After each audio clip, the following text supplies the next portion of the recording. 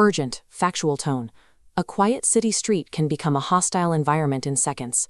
Floodwaters crest a bank, and suddenly thousands of gallons of turbulent, muddy water tear through the intersection, trapping anyone caught in its path. The first and most critical layer of safety to fail is the presence of a guardian. A hand slips in the current, and the child is instantly separated from the only person trained to protect them. Ordinarily, we rely on the crowd, but under true physical duress, the bystander effect collapses. Surrounding adults become entirely consumed by self-preservation, scrambling for higher ground instead of turning back. This diagram illustrates the help vacuum. It measures the expanding distance between a victim and the nearest capable responder. The center dot represents the victim. The surrounding rings, parents, bystanders, responders, rapidly dissolve, leaving a massive empty radius. For a child trapped inside that radius, the physical threat is compounded by a psychological one. They scan the chaos, looking for a familiar face or a reaching arm, and they find only empty space. Beyond the physical threat, the psychological weight of a crisis peaks at the realization that human intervention has become statistically and practically impossible. The water continues to rise, pushing the child against an unyielding wall. There are no fire escapes left, no floating debris to grab, and the current is too strong to fight. It is the physical point of no return. As the physical options run out, the sensory experience shifts. The roar of the rushing water and the screams of the crowd seem to mute. The child enters a state of profound sensory isolation, an internal silence that contrasts sharply with the external chaos. This is the peak of human vulnerability. It is the exact second where physical survival demands an outside force, yet the child knows with absolute certainty that no one is coming. When the natural mechanics of cause and effect offer a 0% chance of survival, the scenario demands an override. Only an entity existing outside the strict rules of physics can dictate the outcome. Suddenly, the environment reacts to a new presence. The violent surge of water abruptly hits an invisible barrier, instantly flattening into smooth glass within a perfectly circular radius around the child. When no one else came, Jesus did. The help vacuum doesn't stay empty. Jesus steps directly into that isolated space. He doesn't act from a distance. He manifests intimately, standing right beside the child in the center of the danger. The contrast is stark.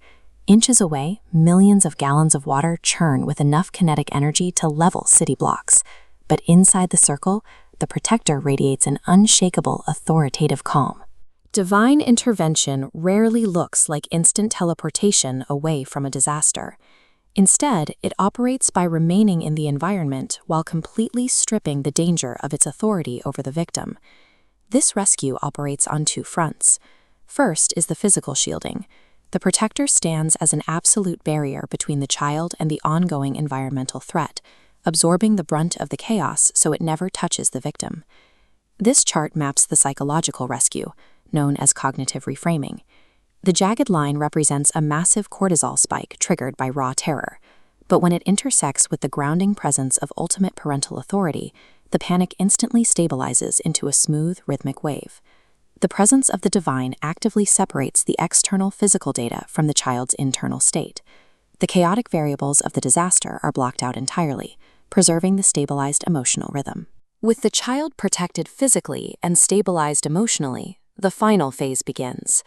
The protector gently guides the child through the neutralized path, removing them safely from the hostile environment.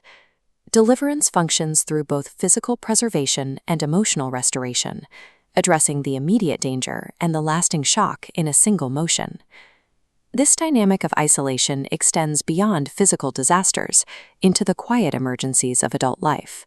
We all face modern equivalents of the help vacuum: a sudden medical crisis, overnight financial ruin, or profound emotional abandonment, where every human connection pulls away. We build elaborate human safety nets to insulate ourselves, relying on retirement accounts, healthcare systems, and social networks. But these structures are fragile, and they cannot always reach the center of a personal crisis. When those human systems fail, the same mechanics seen in the child's rescue apply to these invisible vacuums. The protector enters the specific point of failure, establishing a barrier between the crisis and your state of mind. While human support systems are fragile and unpredictable, an unseen divine presence is the only constant variable in a volatile world. When a person experiences a rescue that defies physical odds, it changes their anticipation of future crises.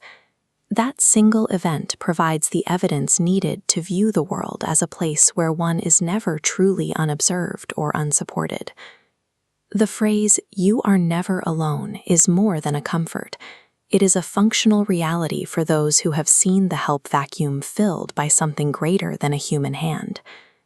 There is psychological security in knowing exactly what happens when human help fails. The moment the vacuum forms, a divine backstop has already stepped into the void.